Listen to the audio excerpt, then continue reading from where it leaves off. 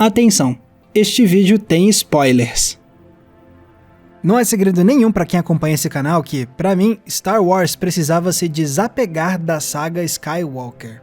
Tanto que eu fiz um vídeo inteiro no ano passado só para defender isso. Já tá bom de Luke Skywalker, de Leia Skywalker, de Han Solo, de Darth Vader e todo mundo que ronda essa que parece ser a única família da galáxia. Mas naquele mesmo vídeo eu admitia que a única exceção pra mim era a vindoura série do Obi-Wan Kenobi, porque ela prometia reunir o Ewan McGregor e o Hayden Christensen nos papéis que eles viveram na segunda trilogia. Eu realmente tinha altas expectativas pra esse reencontro. Pois bem, agora a tal série já acabou, eu vi tudo e misericórdia, que negócio ruim. Ficou claro que Obi-Wan é uma série truncada que não sabe qual tipo de história quer contar. Sendo assim, ela fica parecendo só um grande nada que leva a lugar nenhum. E ainda faz isso deixando claro o quanto o programa é só uma exploração vazia da nossa nostalgia por Star Wars. Sendo assim, vale a pergunta: por que Obi-Wan Kenobi é um fracasso tão grande?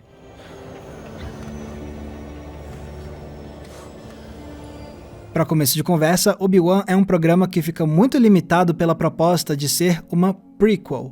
Prequel é o termo em inglês usado para descrever histórias que se passam antes de outra história que a gente já conhece. Por exemplo, os episódios 1, 2 e 3 de Star Wars são prequels dos episódios 4, 5 e 6. E prequels costumam ter um desafio principal.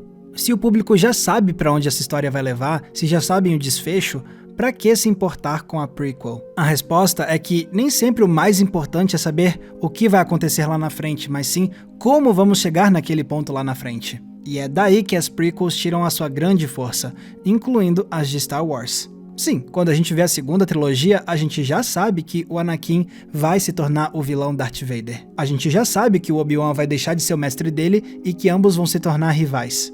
A gente sabe que o Império vai vencer e dominar a galáxia, mas o que a gente não sabe são os detalhes de como isso tudo aconteceu. Então a graça é justamente entender cada passo que levou o Anakin mais para perto do lado sombrio da Força e mais para longe do mestre Obi-Wan. O mesmo raciocínio se aplica às outras prequels de Star Wars.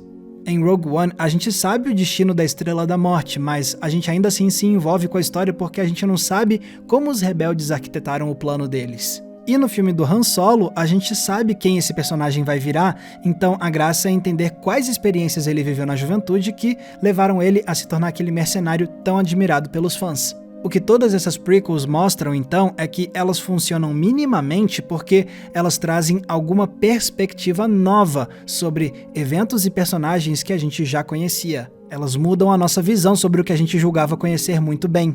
E isso traz um ar de renovação. E é isso que a nova série do Obi-Wan não consegue fazer. Percebam que ela já nasce com um grande problema da própria premissa. A ideia é contar o que aconteceu com o Obi-Wan e com o Darth Vader entre as duas trilogias, revelando que eles tiveram um reencontro que nunca vimos antes. Empolgante, né? Mas isso obriga a série a ser duas coisas ao mesmo tempo: uma continuação e uma prequel. E daí surgem os primeiros desafios. Ora, se a série é uma continuação, ela nos convida a pensar o que aconteceu com esses personagens depois do episódio 3. Só que a gente já sabe a resposta disso. É o que a gente viu no episódio 4. A gente já sabe que eles passam anos afastados para depois se reencontrarem e, enfim, travarem uma batalha que acaba com a morte do Obi-Wan. E o fato da gente saber isso tudo rouba muito da tensão dramática de momentos-chave da série, especialmente dos embates entre os dois personagens. No fundo, já sabemos que ambos vão sobreviver e ficar bem, porque eles precisam estar assim pro episódio 4. Então qual é a tensão que eu vou sentir numa cena dessas? Quase nenhuma. Aí a gente volta para aquela questão que eu apontei agora há pouco. Nem sempre o mais importante é saber onde os personagens vão chegar, mas sim como eles vão chegar lá. O que nos lembra que Obi-Wan é também uma série prequel. Então vai ver, o propósito do seriado é fazer a gente se perguntar como é que esses dois chegaram nesse ponto do episódio 4. Ué, pera, a gente também já sabe essa resposta. É o que acontece nos episódios 1, 2 e 3. Foram nesses filmes que a gente viu a relação dos dois evoluir e se deteriorar pouco a pouco, partindo da cumplicidade, passando pela amizade e terminando no ódio, com um sendo um Jedi exilado e o outro sendo o braço direito do Imperador.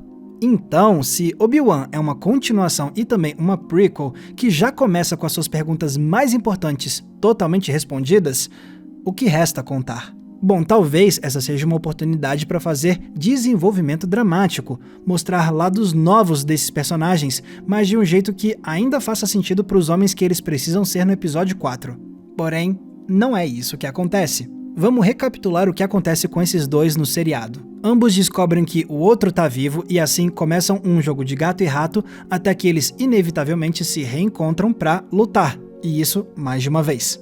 E beleza, existe um certo apelo nesse reencontro, até porque a série aproveita isso para mostrar eles lutando com uma intensidade que a gente ainda não tinha visto, especialmente com alguns usos novos da força que mostram o quão poderosos eles são.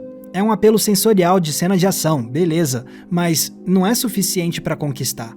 Não à toa, a série aproveita esses embates para trazer uma carga dramática da relação dos dois. Mas a execução disso não funciona. De um lado, a gente tem o Darth Vader professando o tamanho do ódio que ele sente pelo Obi-Wan e tentando se mostrar superior ao antigo mestre.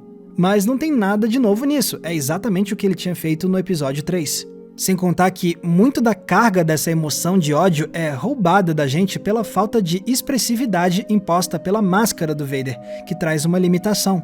Ok, eu não vou dizer que a performance do Hayden Christensen na trilogia prequel é a melhor do mundo. Mas pelo menos no episódio 3, quando ele faz o Anakin sentir ódio e desprezo pelo Obi-Wan, a gente sente isso de um jeito mais visceral por causa da expressividade facial do ator. Mas sair disso e ir para uma máscara imóvel e sem expressividade tira muito do poder de convencimento desse ódio intenso que o Vader tá declarando.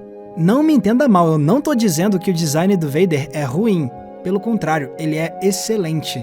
E ela funciona muito bem na trilogia original porque nela, o Vader não precisava ser um vilão com um desenvolvimento emocional super aprofundado.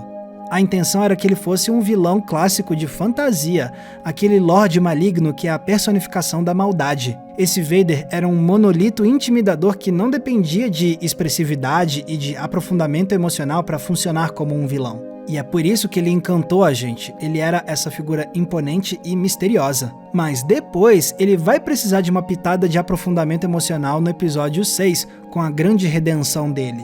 Então não é à toa que quando chega esse momento, a gente finalmente vê o vilão sem a máscara, para humanizar o Vader e deixar a expressividade do rosto humano vender esses sentimentos mais profundos de forma convincente. Então é como se existissem dois Darth Vaders. Um é o monolito intimidador e o outro é o vilão mais humanizado. E é esse segundo Vader que a série do Obi-Wan escolhe trazer, o Vader mais emotivo, com uma jornada impulsionada pelo ódio puro que ele sente pelo antigo mestre. Mas, como ele está limitado pela falta de expressividade da máscara nesses momentos mais emocionalmente carregados, a gente recebe essas emoções muito mais como fatos declamados do que como sentimentos que a gente realmente internaliza. Ok, nos instantes finais eles até retiram um pedaço da máscara pra gente ver o Vader olho no olho, comprovando como isso ajuda a traduzir muito bem o que ele sente. Mas esse instante é curto demais pra causar um impacto emocional duradouro na gente. Obi-Wan! Tá, e o Obi-Wan? Como é que eles trabalham o emocional dele nos reencontros com o Vader?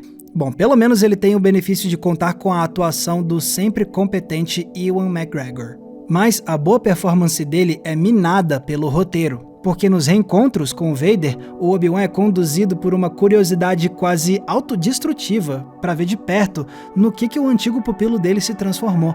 Mas aí ele só retorna para um ponto que a gente já tinha visto antes. Lembra quando no episódio 3 ele declara ter perdido totalmente a fé no Anakin?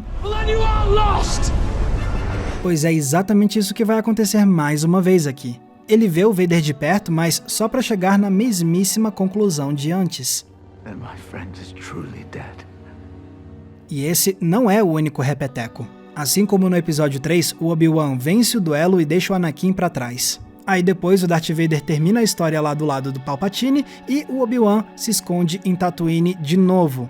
Percebe então como a série no fim das contas só dá uma enorme volta em círculo? Ela enche linguiça durante 6 episódios para no final fazer os personagens voltarem exatamente para o mesmo lugar. E pior ainda, sem fazer eles passarem por nenhuma mudança ou evolução dramática significativa. Então a série estava condenada desde o início a ser anticlimática, e ainda por cima fazendo isso sem mudar em nada a maneira como a gente enxerga esses dois personagens tão importantes. E aí quando você vê que o seriado não sabe qual tipo de história quer contar, você começa a ver ele pelo que realmente é. Uma tentativa de explorar a nostalgia que a gente sente por esses personagens. É uma enorme desculpa para fazer fanservice. E o fanservice de vez em quando pode ser legal, mas aqui ele não funciona. Primeiro, o programa quer cativar a gente dizendo: olha que legal, foi assim que o Obi-Wan conheceu a Leia quando ela era criança. Olha, foi assim que ele conheceu o Luke quando ele era criança. E olha que bacana, no final o Obi-Wan se reencontra com o espírito do antigo mestre dele, o Qui-Gon Jinn. É uma pilha de cenas que querem apelar para o nosso apego a esses personagens clássicos e queridos. Mas você olha para isso tudo e pensa: tá, e daí? Nada disso muda fundamentalmente como a gente enxerga a Leia, o Luke, o Qui-Gon Jinn ou até mesmo o Obi-Wan. Mas talvez o pior fanservice do programa seja como eles lidaram com o Hayden Christensen. Afinal, um dos maiores apelos do seriado era saber que ele estaria de volta nesse papel que ele nunca mais revisitou. Era saber que aquela dupla tão marcante voltaria a contracenar, transportando a gente de volta para o que a gente viu na trilogia prequel. Mas era só parar para pensar 2 segundos que começavam a vir as perguntas preocupantes. Pera, pra que trazer o Christensen de volta se a essa altura do campeonato o Vader tá todo coberto pelo uniforme e pela máscara? Nem dá pra aproveitar direito a voz do Christensen, já que a voz do vilão pertence ao grande James Earl Jones. Aí você assiste o programa e percebe que, de fato, o Christensen é muito subaproveitado. Basicamente, ele aparece por completo em um flashback inédito que tá picotado ao longo de um capítulo e em trechos nos quais o Vader tá sem o capacete, só que aí o ator tá escondido embaixo de uma maquiagem pesadíssima. A gente nem vê o rosto completo. E fica por isso mesmo. O que é uma pena, porque se teve uma coisa que ficou clara com a divulgação dessa série, foi como o Christensen recentemente passou a receber muito mais carinho de vários fãs de Star Wars. O mesmo fandom que tinha despejado um monte de ódio em cima dele durante os anos de lançamento da trilogia prequel, a ponto de fazer o cara largar a carreira de ator durante anos. E com todo esse carinho novo sendo descoberto, o retorno do Christensen a Star Wars poderia ter sido um evento mais apoteótico, uma chance de criar algo incrível com esse ator e fazer ele ser ainda mais reapreciado pelos fãs. Seria quase um arco de redenção. Não uma redenção dele, mas sim da comunidade de Star Wars em relação ao Christensen e ao legado dele para a franquia. Mas nada disso acontece, porque o Anakin aqui precisa ser limitado ao uniforme e à máscara, o que obriga o programa a deixar o Christensen de escanteio durante quase toda a sua duração. Então, se for pra ser assim, pra que raios trazer o Christensen de volta pra começo de conversa? Pro marketing da série fazer alarde sobre esse retorno e fisgar a gente com a promessa da reunião de 2 atores que, no fim, dura só alguns minutos. Fica escancarado como usaram o Christensen pra fazer um fanservice michuruca e que desperdiça a oportunidade de fazer algo mais empolgante com o ator. É por isso que o fanservice de Obi-Wan Kenobi irrita.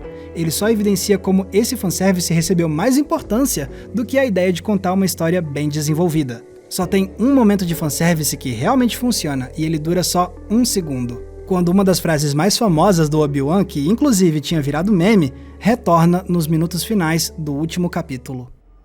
Hello there. Hello there.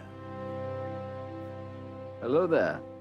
Mas, obviamente, isso não é nem de perto o suficiente para redimir a série do Obi-Wan. Porque, no final, esse é um programa que não sabe a qual propósito servir que não seja apelar para nossa nostalgia para ganhar dinheiro. E assim, Obi-Wan Kenobi fica permanentemente presa em um limbo. De um lado, desaponta pela repetição vazia do que tinha vindo antes. E do outro lado, decepciona pela mordaça criativa de não poder inovar demais, porque ela é obrigada a levar esses personagens ao que eles inevitavelmente precisam ser no episódio 4. Assim, a gente acaba a história sem nada de realmente novo, sem nenhuma apreciação diferente dessa dupla lendária. Só resta esse grande parênteses descartável disfarçado de série de Star Wars. O que me traz de volta a minha opinião inicial. Antes eu defendia que era hora de abandonar a saga Skywalker de vez, mas essa opinião tinha um asterisco chamado Obi-Wan Kenobi. Porém, agora que essa série se provou como uma das maiores decepções do ano, esse asterisco não existe mais. Porque se for para continuar explorando a saga clássica com tanta falta de inspiração e de criatividade, talvez seja mesmo hora de deixar os Skywalker para trás de uma vez por todas. Galera, muito obrigado por terem conferido o episódio de hoje. E se quiserem ajudar a gente a manter o Entre Planos no ar, vocês têm algumas opções. Você pode usar o botão de valeu demais que está aqui embaixo. Ele é tipo uma gorjeta, você escolhe um valor e deixa um comentário que vai ficar destacado com uma cor diferente. Mas se quiser ajudar a gente uma vez por mês, você pode participar da nossa campanha do Apoia-se, até porque eu produzo conteúdos exclusivos para essa galera. Tem recomendação de filme, tem grupo fechado, tem live exclusiva e tem o Cineclube Entre Planos para a gente debater um filme por mês via videoconferência. Os detalhes da nossa campanha do Apoia-se estão aqui embaixo na descrição do vídeo. E se quiserem me ouvir falando ainda mais sobre cinema, vocês podem escutar o meu podcast, o Cena Aberta, que sai 2 vezes por semana, e também podem me seguir nas redes sociais usando os nomes que estão aparecendo aqui embaixo. Mais uma vez, muito obrigado pela audiência, um abraço e até a próxima sessão.